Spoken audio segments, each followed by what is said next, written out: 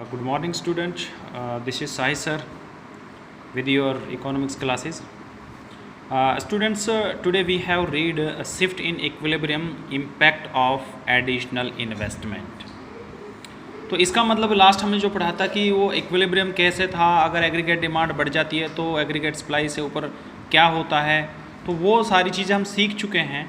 और in this period today we have read the shift in equilibrium impact of additional investment. यानी जब हम additional investment करेंगे तो संतुलन पर क्या प्रभाव पड़ेगा, क्या वो संतुलित होगा. एक बात ध्यान रखना बेटे, जो मैंने aggregate demand is equal to aggregate supply, ये चीज़ें जो मैंने लिखी थी तो इसमें यही था बेटा कि किस तरह से एग्रीगेट डिमांड के कौन कौन से कंपोनेंट हैं और एग्रीगेट सप्लाई के कौन कौन से कंपोनेंट हैं. तो एग्रीगेट डिमांड के जो कंपोनेंट्स थे वो थे ये C+I, और एग्रीगेट सप्लाई के जो कंपोनेंट थे वो C+S ये था. ठीक है. तो अब हम वो कह रहा है कि अगर एडिशनल इन्वेस्टमेंट किया जाए तो एडिशनल इन्वेस्टमेंट मतलब I को अगर बढ़ाया जाए तो एग्रीगेट डिमांड बढ़ेगा हमारा, क्योंकि ये इसके कंपोनेंट है. और एग्रीगेट डिमांड बढ़ेगा तो एग्रीगेट सप्लाई और एग्रीगेट डिमांड जो दोनों बराबर हैं तो वो किधर शिफ्ट होगा, वो संतुलन बिंदु या जीडीपी या इनकम क्या होगा, उसका क्या प्रभाव पड़ेगा, वो चीज़ हम आज देखेंगे. तो मैं आपको एक डायग्राम द्वारा ये चीज़ें समझाता हूँ बेटा. सबसे पहले हम OX OY लेंगे. अब OX के बाद इस पर हम Y यानी इनकम लेते हैं और OY पर हम aggregate supply and aggregate demand लेंगे. अब देखिए बेटा, एक चीज़ थी मैंने आपको बताया था कि एग्रीगेट सप्लाई जो है वो हमारी 0 से स्टार्ट होती है और 45 अंश का कौन बनाती है. ये हमारा एग्रीगेट सप्लाई हो गया. और जो एग्रीगेट डिमांड है हमारा वो हमारा ऊपर से शुरू होता है. और क्यों होता है वो मैंने आपको बताया था. एग्रीगेट डिमांड क्योंकि हमारा जो एग्रीगेट डिमांड है उसमें C+I शामिल होता है. तो इन्वेस्टमेंट तो हमारा ऑटोनोमस ऐसे होता है और C यानी हम कुछ ना कुछ कंजम्पशन करते हैं, यानी कुछ ना कुछ कंजम्पशन हम करते हैं. इसलिए हमारा अगर इनकम 0 है तब भी हम कुछ ना कुछ खर्च कर रहे हैं, इसलिए वो ऊपर से स्टार्ट होता है हमारा. तो हमारा संतुलन बिंदु ये था, यानी OJ हम इसका नाम रख सकते हैं इस पॉइंट का, और इसका नाम A. तो हमारा OJ इनकम थी और OJ इनकम पर यानी जो GDP थी हमारी, इनकम या GDP भी हम इसको कह सकते हैं, यानी OG GDP पर हमारा एग्रीगेट डिमांड और एग्रीगेट सप्लाई दोनों बराबर थे. ये इक्विलिब्रियम पॉइंट था. ये तो बेटा हम लास्ट टाइम भी रीड कर चुके हैं.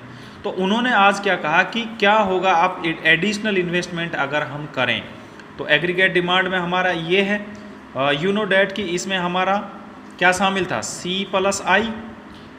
तो अगर अब हम इसके अंदर C+I एडिशनल इन्वेस्टमेंट करते हैं तो ये बढ़ेगा हमारा. तो एग्रीगेट डिमांड जो है वो हमारा ऊपर की तरफ शिफ्ट हो जाएगा इस तरह से. तो एग्रीगेट जब हमारा ये जो हमारा नया एग्रीगेट डिमांड बनेगा इसके अंदर क्या आएगा हमारा C+ चेंज इन I लिख देंगे हम. चेंज इन I का मतलब है कि इन्वेस्टमेंट को हमने चेंज किया है भाई, इन्वेस्टमेंट को हमने चेंज किया है इसमें. और ये हमारा एग्रीगेट सप्लाई था तो ये हमारा बढ़ गया, तो ये ऊपर की तरफ सरक जाएगा. अब हमारा एग्रीगेट सप्लाई को वो कहाँ टच कर रहा है, वो अब हमारा यहाँ टच कर रहा है. तो इससे हम अगर नीचे ड्रॉ करेंगे, इस लाइन को हम और बढ़ा देंगे तो ये हमारा यहाँ टच कर रहा है. इस पॉइंट का नाम हम लिख देंगे K. तो क्या हुआ कि एडिशनल इन्वेस्टमेंट करने के कारण एग्रीगेट डिमांड बढ़ी. जब एग्रीगेट डिमांड बढ़ी है तो लोगों की इनकम भी बढ़ेगी, इनकम बढ़ेगी तो ज़्यादा डिमांड करेंगे. जो एग्रीगेट सप्लाई हमारी यहाँ टच कर रही है तो हमारी इनकम बढ़ गई और GDP J से K पॉइंट यानी AOJ से OK पॉइंट तक GDP हमारी बढ़ गई है. तो इसलिए एडिशनल इन्वेस्टमेंट हमारा करने से हमारी GDP और इनकम में वृद्धि हो जाती है. अब है additional investment has a multiple effect.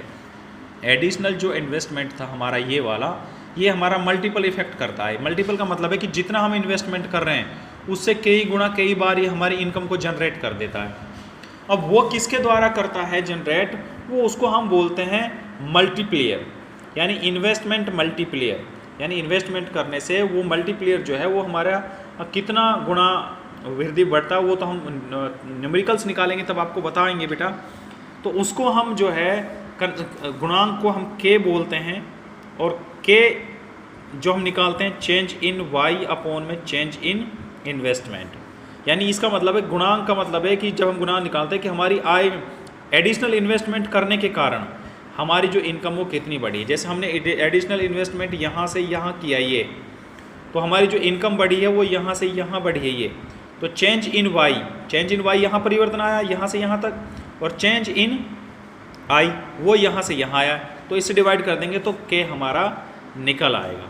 तो ये हमारा इन्वेस्टमेंट बन जाएगा। तो इस तरह से हमारा मल्टीप्लियर निकल जाएगा। तो इसको हम एक एग्जाम्पल द्वारा समझा सकते हैं। मान लीजिए सपोज डैट आपने 15 करोड़ रुपए का इन्वेस्टमेंट किया, ठीक है, और and as a consequence income increase, और इसके कारण जो हमारी वाई है वो इंक्रीज हो गई 60 करोड़।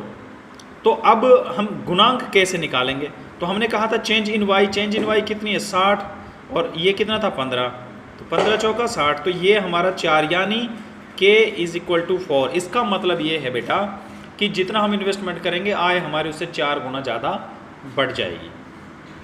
तो अब बात अगला जो पॉइंट आता है वो आता है हमारा कि रिलेशनशिप बिटवीन मल्टीप्लियर एंड एमपीसी, यानी के और मार्जिनल प्रोपोर्शनलिटी टू कंज्यूम, इसका क्या रिलेशनशिप होता है? तो बेटा इसका सीधा रिलेशनशिप होता है, इसका डायरेक्ट रिलेशनशिप होता है, जितनी हमारी एमपीसी होगी गुणांक अपना उतना ही अधिक वर्क करेगा। तो ये हम एक न्यूमेरिकल से भी आपको समझा सकते हैं। तो इसमें इस तरह से जो एमपीसी और हमारा गुणांक का पॉजिटिव रिलेशनशिप होगा, ये हम आपको एक न्यूमेरिकल से समझाएंगे। और दूसरा बोर्ड पर एक आपको गुणांक कैसे वर्क करता है हमारा, तो वो हमारी एमपीसी जब दी हुई होती है, ये वाली जो एमपीसी ये 0.2 या 0.4 जितना भी दिया उसको हम न्यूमेरिकल्स निकालते हैं। और एमपीसी से जो हम न्यूमेरिकल्स निकालते हैं वो ऐसा निकालते हैं, मान लीजिए गुणांक अगर हमें निकालना है और एमपीसी दे रखी है 1 अपॉन में, यानी एमपीसी उन्होंने 0.2 दे दी, तो कैसे निकालेंगे हम? इसका फॉर्मूला था के गुणांक 1 अपॉन में 1 माइनस एमपीसी।